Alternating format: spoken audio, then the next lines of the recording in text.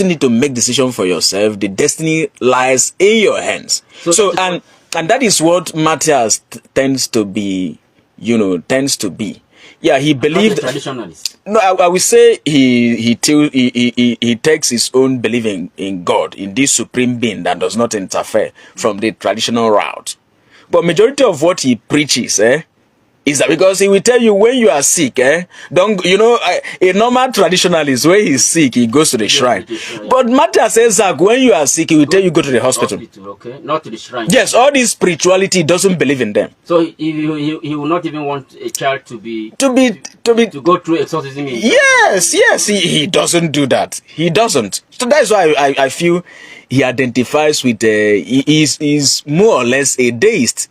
So now, since I think you are the one taking the pain, suing some of these, self-acclaimed pastors who, subject children to go through all this torture and all that in the name of the deliverance. What is the provision of the law in regards to this?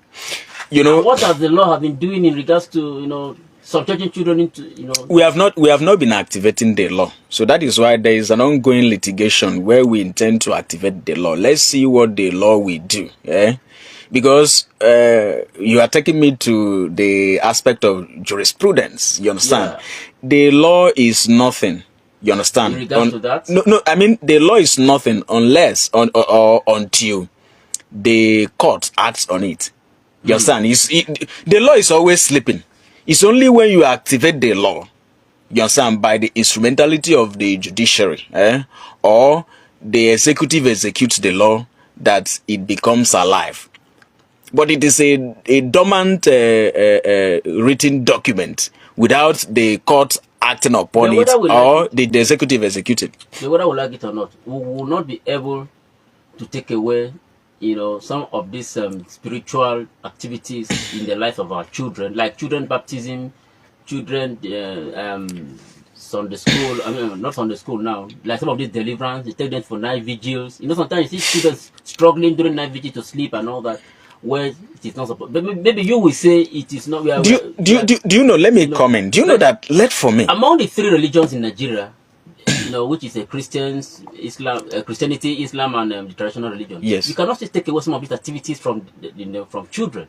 So, and you say the law is sleeping. So, for me, if you take the law 50 years for them to be able to stop. No, it's for people like us to activate them. That is why if I have my way. Though I did not particularly sue the other billionaire. Why won't the law just let people be and train their children according to the ambience of their religion? No, you can't do that. It will because according to the tenets of their religion, especially and then just kick against when they bring in torture. Okay, yeah. Because you cannot stop me from taking my child to night vigil. No, the government has a role to play in everything. The government will protect my child. Take for instance, in China, do you know that there is a current rule now that the only time you will choose your religion is when you've attained age of majority. And I personally, so the children will be at home while I'm in church? Yes. Personally, I agree with that. And you think that will work in Nigeria? I will agree. Personally, I agree with that, and I think I will apply that. Do I also have the right to disagree with that? You do, subject to acting in consideration of the best interests of these children. That's of children without imbibing the knowledge of the scripture into them. Well, imbibing the knowledge of scripture or your religious is a different ball game. But exposing them to all these vicious and unnecessary, yes, I understand is not tenable. When you say I should go to church until when my child becomes 18 years before he follows me in my house? Yes, because it will bring about some level of neutrality. You understand? There will be some sort of religious neutrality. Maybe this is why those communities refuse to allow Matthias to contest that election. I also know that confusion in that community. I also know that during my time, people will misunderstand some of this my advocacy. During my time in Nigeria, Okay, and now let me give you some provisions of the Maybe law. 1 minute so that we'll pick 2 calls. Okay, and then, okay.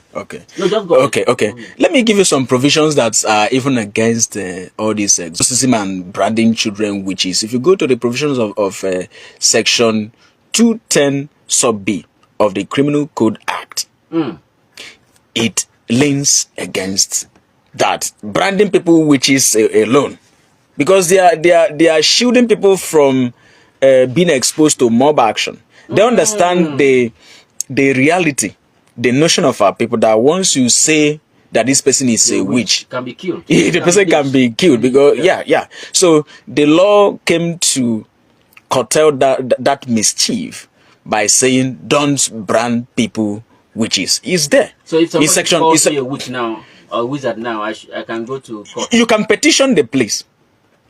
You can petition the police. What if the person was not recorded when he said that? Well, don't have an evidence. Okay, that's your loss.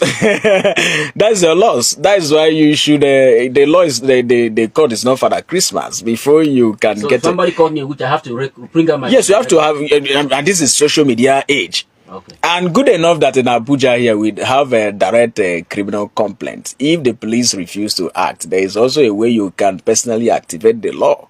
All you right. understand? 08100921367 0810093 00921367 08100921367. Let's get to hear, whether you agree or disagree with the barrister. If I am a Christian, do I have the right to contest where we have majority of Muslims? If I am not a Christian, do I have a right to contest the election where we have majority of Christians? And if I say I'm a Christian, I don't want to be a Christian again, do I still have the right to contest? And if as a father take my child to night vigil, should I be sued?